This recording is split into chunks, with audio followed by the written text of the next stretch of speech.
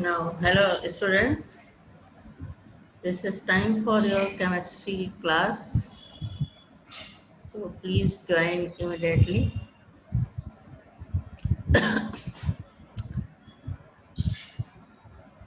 आज का तुम लोगों का बायोमोलिक्यूल्स में डाइसैकेराइड एंड पॉलीसैकेराइड के बारे में बताना है। बायोमोलिक्यूल चल रहा था जिसमें कि बायोमोलिक्यूल्स में मोनोसैकेराइड के ऊपर हम लोगों ने डिस्कस किया है। इसके केमिकल रिएक्शन, स्ट्रक्चर, सारी चीज़ें पिछले क्लास में बताई थी।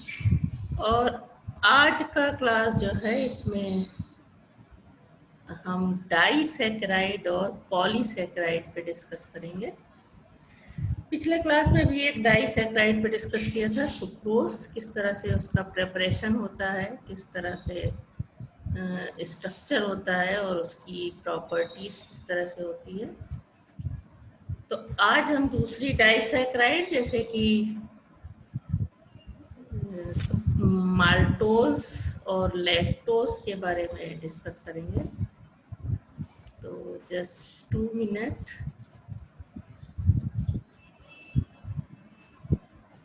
Bio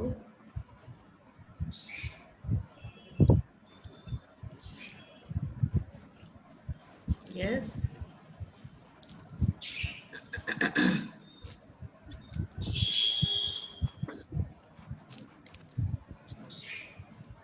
hello yes ma'am. Rajeev Ranjan join हो गया तुम्हारा? Yes Rajeev. Yes ma'am. Sir. Okay. Yes ma'am. हाँ यस मैम। कहाँ रहते हो तुम लोग? हाँ आर्यस, कहाँ रहते हो? ज्वाइन नहीं करते हो यस क्लास? मैम। हाँ यस मैम सुन लिया, चलो ठीक है, म्यूट करो। और आज डाइसैकेराइड बता रहे हैं। डाइसैकेराइड पिछले क्लास में कल सुक्रोज के बारे में बताया था, उससे पहले उसके स्ट्रक्चर और केमिकल रिएक्शन बताए थे, और कल किस तरह से उसका प्रिपरेशन होता है ये बताया था। तो डाइसैकेराइड में सबसे ज़्यादा इम्पॉर्टेंट सुक्रोज होता है, उसके बाद के भी डाइसैकेराइड इम्पॉर्टेंट है। तो पहला आज हम ले रहे हैं maltose. Malt means malt sugar, the partial hydrolysis of starch by the enzyme diastase produce maltose। Starch का मॉलिक्यूलर फॉर्मूला ये होता है 2C6H10O5 होल N, और N अनलिमिटेड होता है। जब इसकी हाइड्रोलिसिस कराई जाती है डाइस्टेज से तो हमें मिलता है क्या? माल्टोज। माल्टोज का स्ट्रक्चर इस तरह से होता है, it is form by the condensation of 2 molecule of alpha D glucose. Alpha D glucose से जब इसकी हाइड्रोलिसिस कराते हैं माल्टोज की तो 2 मॉलिक्यूल ऑफ ग्लूकोज मिलता है। यानी इसका मतलब क्या है कि ये इसका एक मॉलिक्यूल ग्लूकोज के 2 मॉलिक्यूल से मिलकर के बना होता है। तो ये है अल्फा डी ग्लूकोज, जिसका स्ट्रक्चर बता चुके हैं पहले। और दूसरा मॉलिक्यूल ये डी ग्लूकोज, दोनों के बीच कॉम्बिनेशन होता है तो वाटर मॉलिक्यूल इनके बीच से निकल जाता है और ये बॉन्ड बनता है दोनों के बीच, दोनों ग्लूकोज के बीच। और ये बॉन्ड ये है वो बीच में आ जाता है, इसको कहते हैं ग्लूकोसाइड लिंकेज। तो एक माल्टोज मॉलिक्यूल 2 ग्लूकोज मॉलिक्यूल के ग्लूकोसाइड बॉन्ड बनाने से बनता है, और इसका स्ट्रक्चर ये सामने दिया है तुम्हारे, इस तरीके का होता है। और मॉलिक्यूलर फॉर्मूला क्या है? C12H22O11, सेम है जो कि सुक्रोज का था जो पिछले क्लास में बताया था। Now physical properties of maltose. Maltose is a white crystalline solid having melting point 433 to 438 Kelvin. It is soluble in water but insoluble in alcohol and ether. It is dextrorotatory and show म्यूटारोटेशन, जबकि sucrose में देखा था कि ये म्यूटारोटेशन नहीं show करता। Now the chemical reactions of maltose. First Important reaction is hydrolysis. When maltose hydrolyzed with acid and water, it gives two molecules of glucose C6H12O6 plus C6H12O6, या इसको 2C6H12O6 भी लिख सकते हैं. Now reducing nature, it reduce failing reagent and tolerant reagent, जिस तरह से glucose fructose reduce करते हैं उसी तरह से. And it gives osazone with phenyl hydrogen. This is phenyl hydrogen 3C6H5NH2, और ये माल्टोज से रिएक्शन करता है तो बनाता है ओसाजोन C12H20O9. ये डबल बॉन्ड से जुड़ा होता है NNHC6H5 whole twice. Okay, this is the reducing nature. It reacts with bromine water to form carboxylic acid. ये ब्रोमीन वाटर को रिड्यूस करता है, ऑक्सीडेशन होता है ब्रोमीन वाटर के साथ तो बनता है carboxylic acid C12H22O11 COOH. This is an acid. It forms oxime with hydroxyl amine. Now second disaccharide is lactose. This is milk sugar obtained from milk. It is a crystalline solid having melting point 476 Kelvin. It is soluble in H2O but insoluble in ether and alcohol. Some reactions, जो lactose और maltose के बहुत से reaction same है. तो chemical reaction पहला hydrolysis, acid hydrolysis इसकी कराने पे ये कन्वर्ट हो जाता है ग्लूकोज और लैक्टोज में. यानी जब हाइड्रोलिसिस कराते हैं तो हमें एक मॉलिक्यूल ग्लूकोज का और एक लैक्टोज का. इसका क्या मतलब है कि लैक्टोज जो है ये एक ग्लूकोज और एक लैक्टोज मॉलिक्यूल से बना होता है. दोनों का मॉलिक्यूलर फार्मूला सेम होता है, स्ट्रक्चर में थोड़ा डिफरेंस होता है. Now oxidation, lactose reducing sugar like maltose, तो लैक्टोज ऑक्सीडेशन होता है इसका ब्रोमीन वाटर के साथ तो ये बनाता है लैक्टोबायोटिक एसिड. जो यहाँ पे बना था कार्बोक्सिलिक एसिड, या इसका नाम होता है lactobionic acid C12H21O11 COOH. Now reducing nature, it reduce tolerant reagent. Tollens reagent में पहले कई बार देख चुके हो Ag2O होता है अमोनिकल सिल्वर नाइट्रेट. जब ये लैक्टोज से रिएक्शन होता है तो सिल्वर रिड्यूस हो जाती है Ag में और ये तुम्हारा लैक्टोबायोटिक एसिड बनता है. इसी तरह फेलिंग सॉल्यूशन को रिड्यूस करता है तो क्यूप्रिक ऑक्साइड क्यूप्रस ऑक्साइड में रिड्यूस हो जाता है और लैक्टोबायोटिक एसिड बनता है. Now reaction with phenyl hydrazine. This is phenyl hydrazine C6H5NH2. और जब इसका रिएक्शन लैक्टोज से होता है तो ये यहाँ बनाता है लैक्टोसाजोन CH डबल बॉन्ड NNHC6H5 है, फिर यहाँ C डबल बॉन्ड NNHC6H5, फिर C10H19O11. ये क्या कहलाता है लैक्टोसाजोन प्लस साथ में हमें एनिलीन और अमोनिया मिलती है. नाउ एस्टेरिफिकेशन,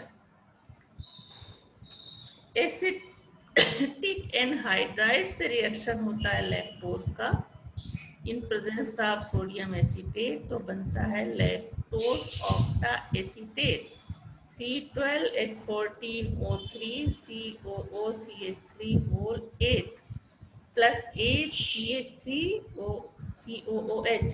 ये रिएक्शन प्रूव करता है कि लैक्टोज में 8 OH ग्रुप प्रेजेंट होते हैं.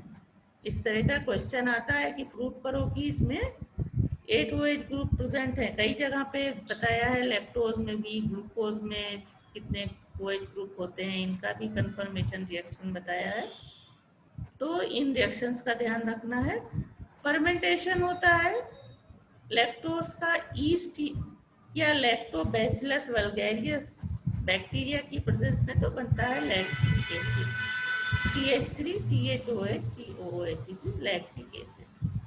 मेथिलेशन ये भी रिएक्शन प्रूव करता है कि लैक्टोज में 8 OH ग्रुप प्रेजेंट होते हैं, जैसे कि ये है तुम्हारा लैक्टोज, फिर ये ट्राई मेथिल सल्फेट, NaOH के प्रेजेंस में रिएक्शन होता है तो बनता है octa methyl lactose plus methyl hydrogen sulphate.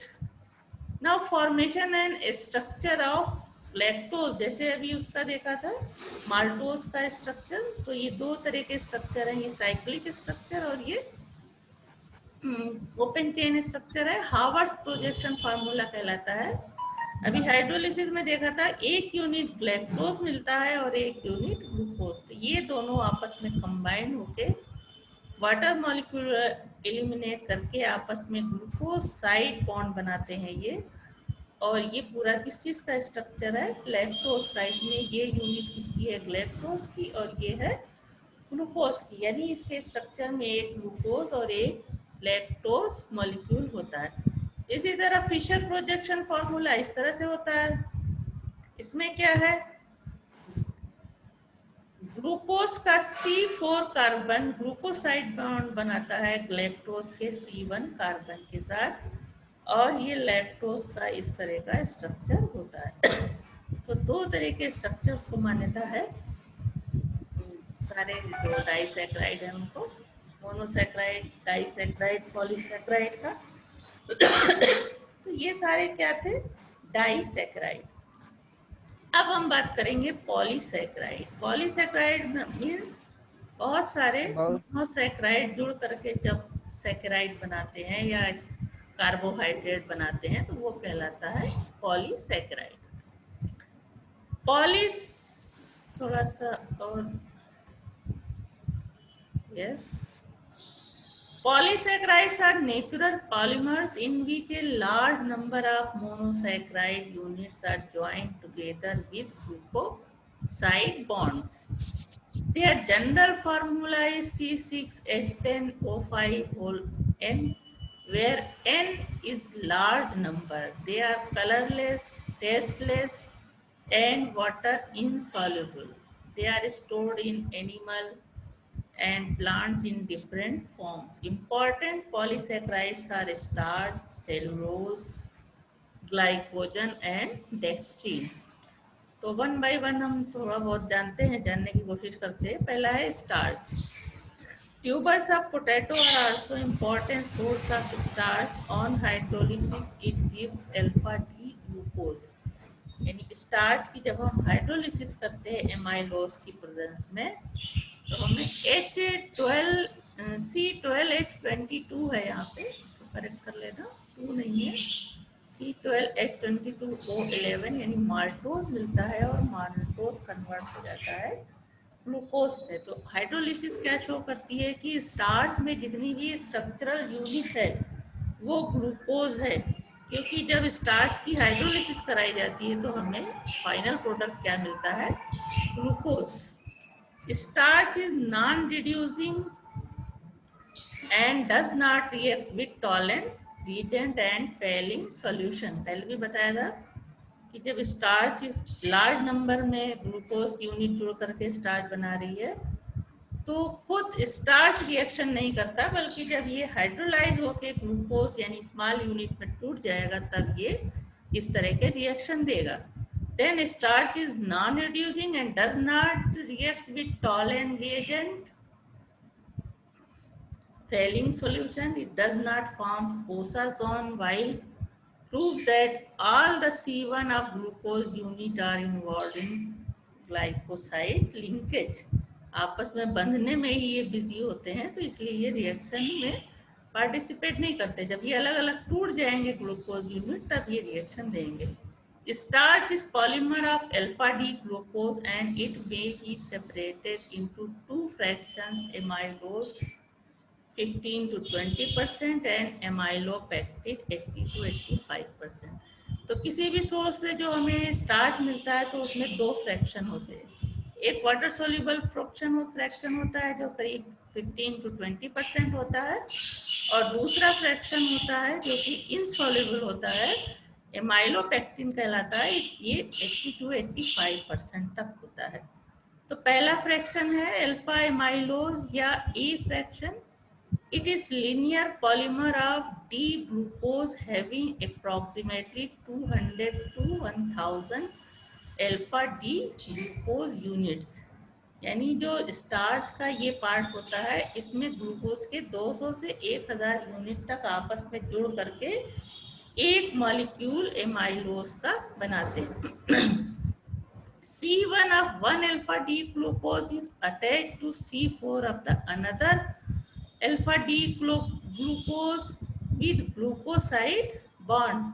It is water soluble and its molecular mass range between 10,000 to 50,000. It forms 15 to 20% part of the starch and gives blue color with iodine. तो इस तरह से ये glucose जो है आपस में C4 carbon दूसरे ग्लूकोज के C1 कार्बन से, फिर इसका C4 कार्बन दूसरे ग्लूकोज के C1 कार्बन से, फिर इसका ग्लूकोज दूसरे ग्लूकोज मॉलिक्यूल के C1 कार्बन से, इस तरह से ये ग्लूकोसाइड बॉन्ड बनाते हुए जुड़ते जाते हैं. और इसकी जो नंबर होता है इन ग्लूकोज यूनिट्स का ये 200 से 1000 तक होता है. तो सोच सकते हो कितना बड़ा मॉलिक्यूल होता है ये पॉलीसैकेराइड का.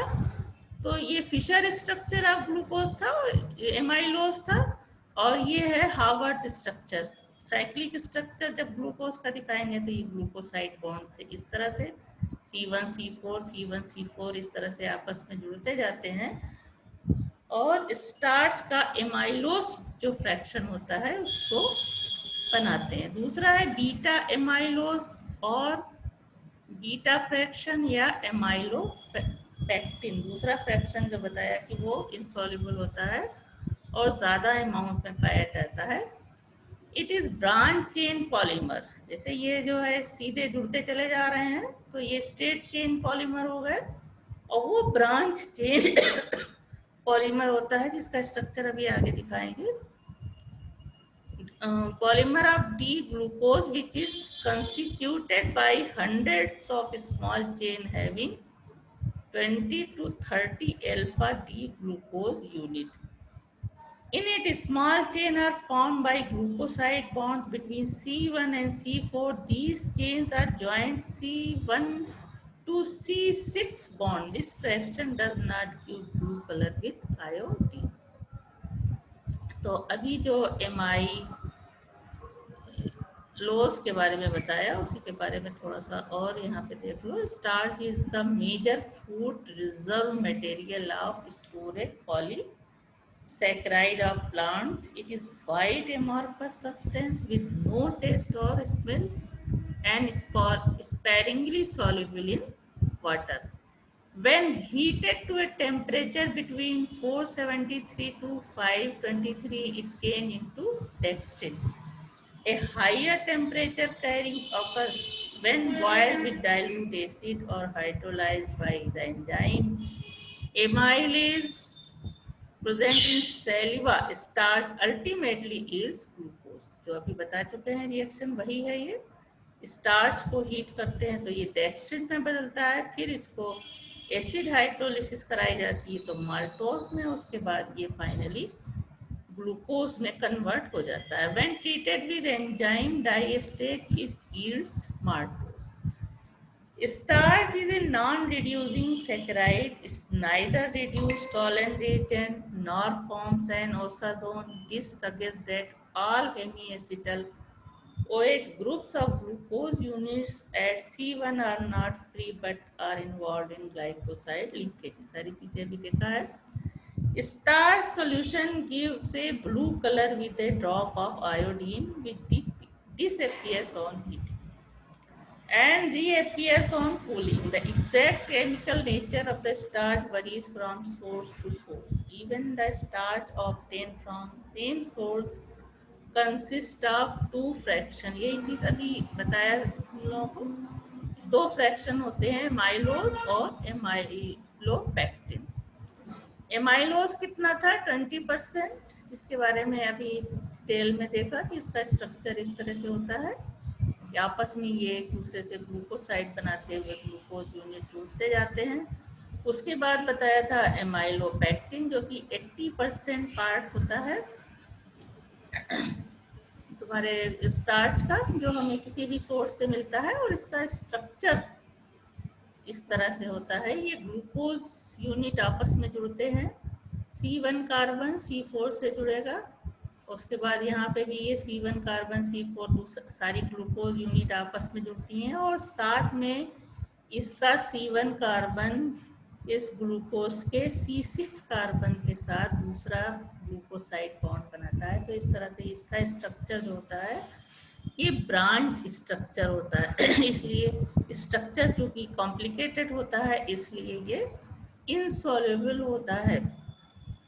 तो दोनों का डिफरेंस देखा। एमाइलोज में क्या है, ग्लूकोज यूनिट आपस में ग्लूकोसाइड बॉन्ड इस तरह से बनाती हुई जुड़ती जाती है, जबकि एमाइलोपेक्टिन में क्या है कि आपस में तो ये ग्लूकोसाइड बॉन्ड बना ही रहे हैं ग्लूकोज, और साथ में ये जो तुम्हारा स्ट्रक्चर है तो उनमें से बीच में एक का ग्लूकोज यूनिट का C1 कार्बन इसके C6 कार्बन के साथ बॉन्ड बनाता है। तो ये हमारा पूरा स्ट्रक्चर क्या है, ये आगे इसी तरह से जुड़ते जाएंगे, बीच बीच में ये बॉन्ड भी बना होगा।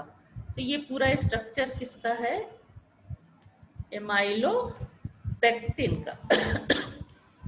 ये 1,4 ग्लूकोसाइड बॉन्ड कहलाता है ये, और ये कहलाता है alpha-1,6 glucoside bond.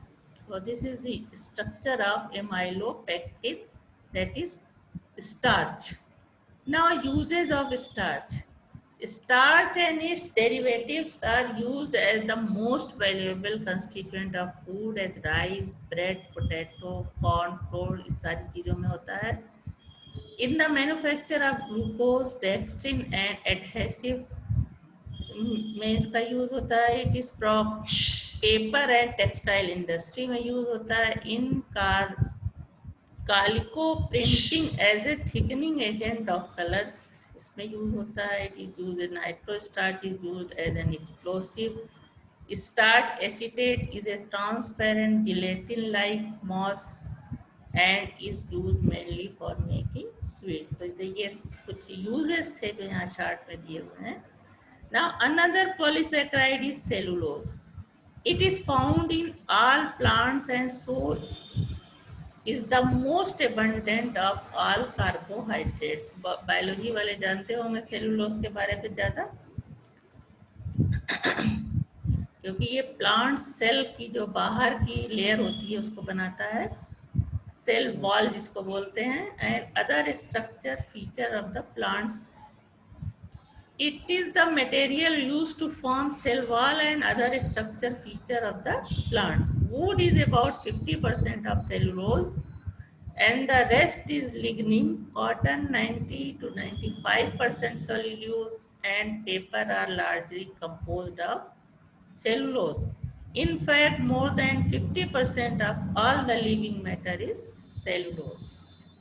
Pure cellulose is obtained by successively treating cotton, wool, flax or paper with dilute alkali, dilute HCl or hydrogen fluoride. This treatment removes material matter, water, alcohol and ether. Cellulose is left behind as a white amorphous powder. This is the process of obtaining cellulose. Cellulose is insoluble in water and in most of the organic solvent. It decomposes on heating but does not melt. It dissolves in ammonical copper hydroxide solution. Like starch, cellulose is also non-reducing saccharide since it does not reduce solid reagent or foiling solution. It does not form osazone and is not fermented by yeast. Further, cellulose also dissolved in a solution of zinc chloride in hydrochloric acid. When it is treated with concentrated sulfuric acid in cold, it slowly passes into solution. The solution, when diluted with water, a starch-like substance, amyloid, is precipitated and is called parchment paper. when boiled with dilute sulfuric acid is completely hydrolyzed to D-glucose, यानी ये भी पूरी तरह से glucose का ही बना होता है। जब इसको हाइड्रोलाइज करते हैं in presence of dilute sulphuric acid तो हमें ग्लूकोज के मॉलिक्यूल मिलते हैं। When cellulose is treated with concentrate NaOH, it forms a gelatinous semi-transparent mass which imparts luster to cotton, and this process is called mercerization. Mercerization पढ़ा है bio में? नहीं। अच्छा, the cattle, goats and the other animals can feed directly on cellulose like grass, cister, etc. as they have digestive enzyme capable of hydrolyzing cellulose into glucose.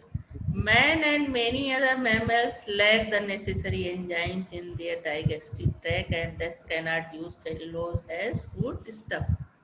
तो cellulose को digest करने का enzyme human में नहीं होता, बल्कि ये गोट है, कैटल है, इस तरह के जो हरी चीजें खाते हैं इनके इंटेस्टाइन में होता है, तो इनके लिए ये अच्छा फूड मटेरियल है, जबकि मैन के लिए नहीं है।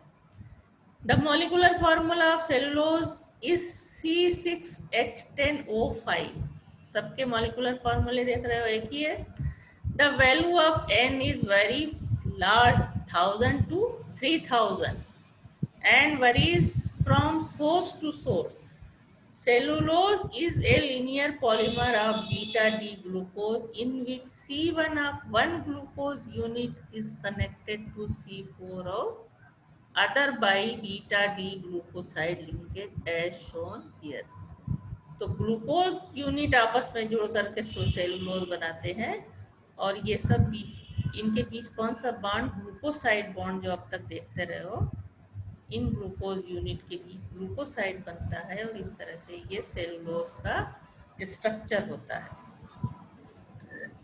Now cellulose is not digestible since human digestive system does not contain the enzyme cellulase. Cellulase enzyme होता है जो इसको डाइजेस्ट करता है, जो एनिमल्स में होता है, ह्यूमन में नहीं होता। Which not hydrolyse cellulose into glucose. उसके बाद एक और पॉलीसैकेराइड है ग्लाइकोजन, जिसके बारे में हम अगले क्लास में डिटेल में बात करेंगे, थोड़ा बहुत यहाँ पे है। It is condensation polymer of alpha D glucose, just as glucose is stored in plants. It is stored as glycogen in the liver and muscles of human beings. Glycogen is also called animal starch because its structure is similar to that of amylopectin. तो इसके बारे में हम कल के class में detail में बात करेंगे। अभी तक तुम लोगों ने दो पॉलीसैकेराइड पढ़ा है, सेलुलोज और दूसरा स्टार्च, दोनों ही को देखा कि ग्लूकोज से दोनों ही बने होते हैं, इसीलिए इनको खाने से कहा जाता है कि शुगर लेवल बढ़ जाता है, क्योंकि जब ये हाइड्रोलाइज होते हैं तो टोटल क्या देते हैं? ग्लूकोज यूनिट देते हैं जब इनका डाइजेशन हो जाता है।